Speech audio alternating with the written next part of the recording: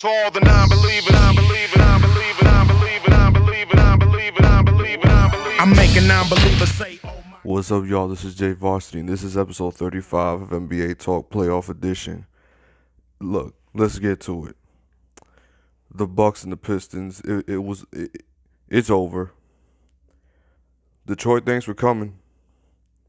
Like, I don't know what Detroit was doing in these playoffs. Not gonna lie, like they look like they dead don't belong in the playoffs. Like they just look like that one team that's just be happy that you got here, because you did not look like you belonged here in the first place. And it's just Detroit was just not ready to play in the playoffs, and least of all to play against the number one seed.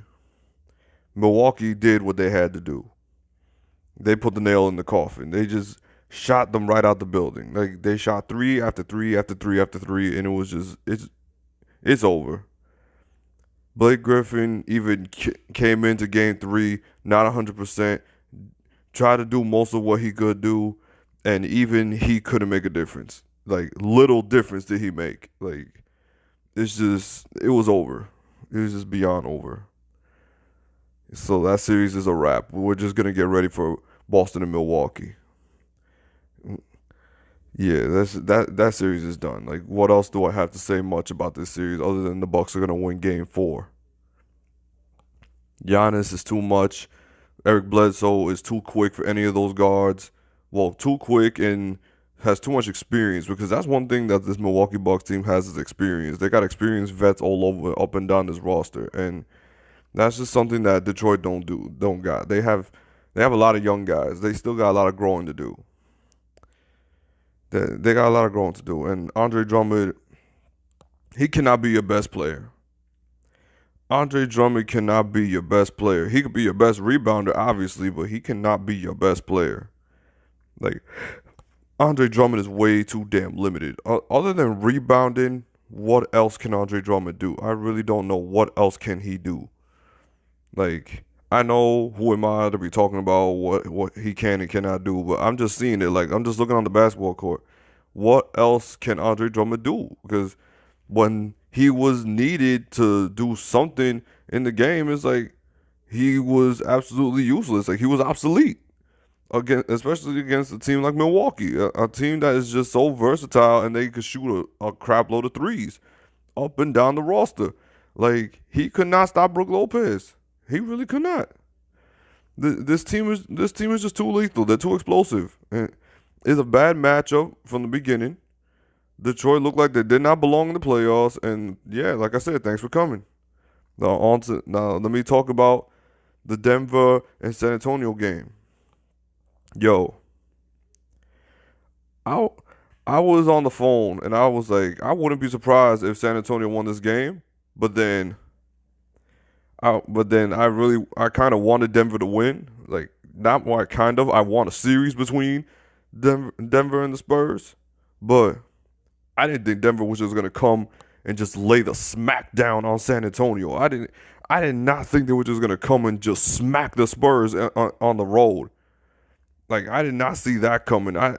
Like, they came and just gave them a beat down. Like, that, I didn't see that coming for nothing in the world.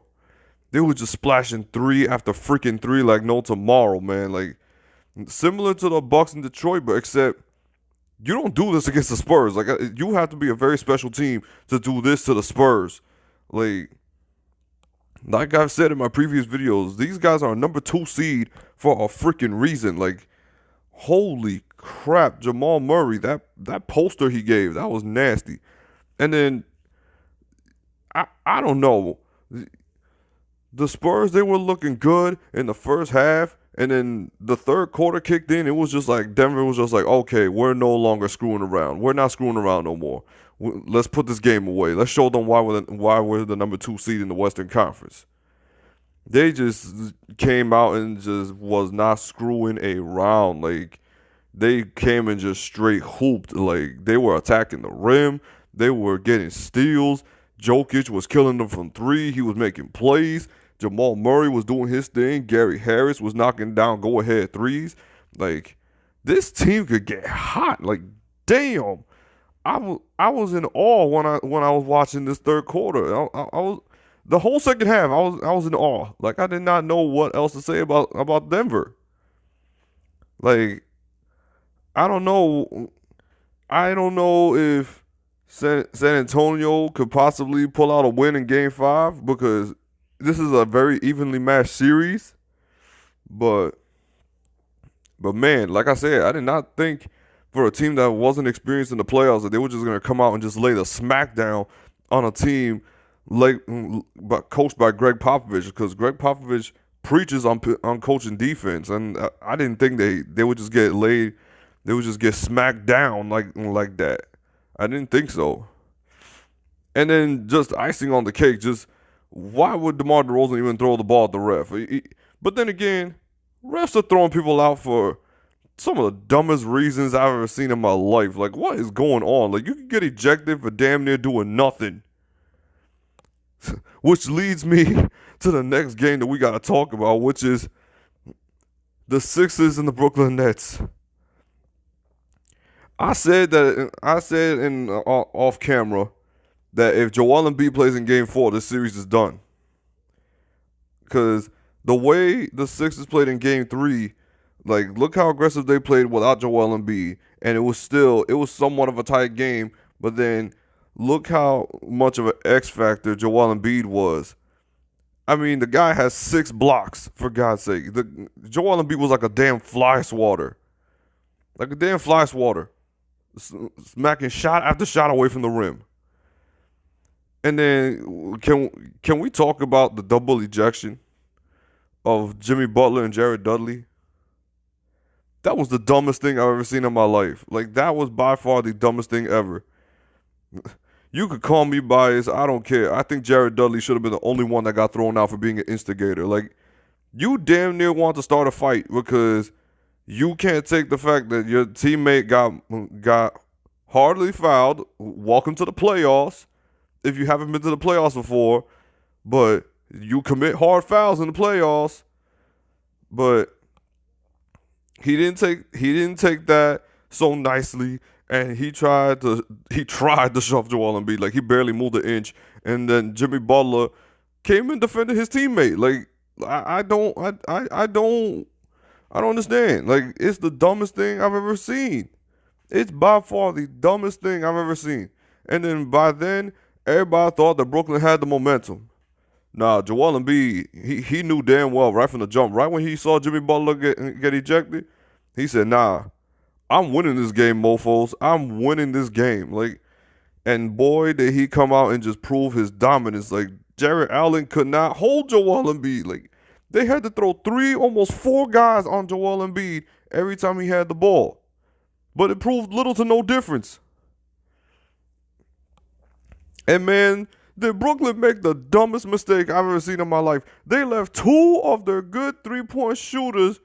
They left 2 of the Sixers' best 3-point shooters damn near wide open in the fourth quarter.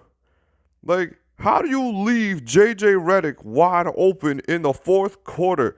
You know that's their best 3-point shooter, and you left him wide open? And then you see Joel Embiid get the rebound, and then he throws the slickest pass to the corner, and Mike Scott gets an open 3? He gets an open 3? Like, what? Like I didn't understand. What were they thinking? They thought Joel Embiid was going to find a way to put that shit up?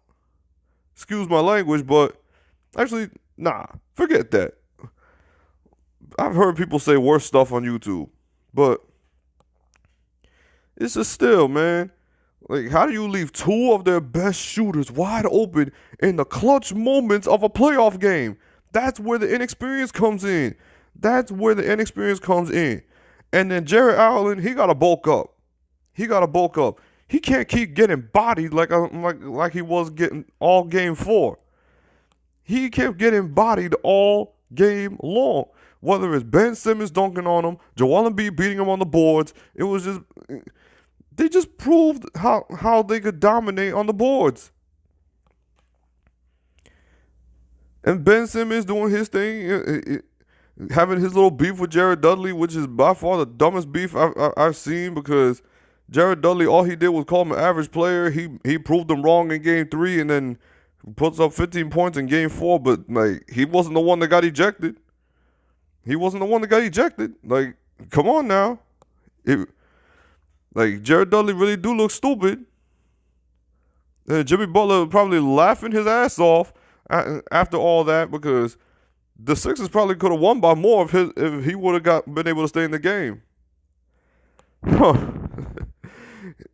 Like, honestly, that was the funniest game I saw. And then the last possession, Jared Allen got the ball, and I swear, Ben Simmons, Joel Embiid, and Tobias Harris, it took all 3 of them to get the ball out of his hand. And I swear, I was so shocked that they didn't call a foul. It was a 2-point game, and I swear I did not think the refs were not going to call a foul.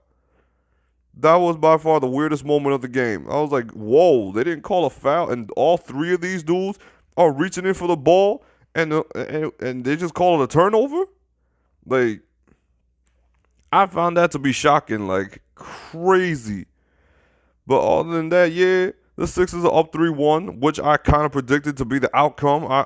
I got the Sixers finishing off the series, obviously, in Game 5. Brooklyn, thanks for coming. I hope you enjoyed your stay in the first round. Maybe you'll build up your roster for next season. But depending on who you get in free agency. But other than that, like I said, thanks for coming. The Utah Jazz and the Houston Rockets game is on right now. I might be able to give my take on Game 3 right after the game is over, because right now the game is on in progress. So anyway, I'll give a quick take on that I don't know if I'll make it as a new episode. Maybe I will, because this is my channel. I do what I want with it. But anyway, hit the bell, comment, and subscribe. This is your boy J Varsity, and I am out. Peace. We got some non-believers out there.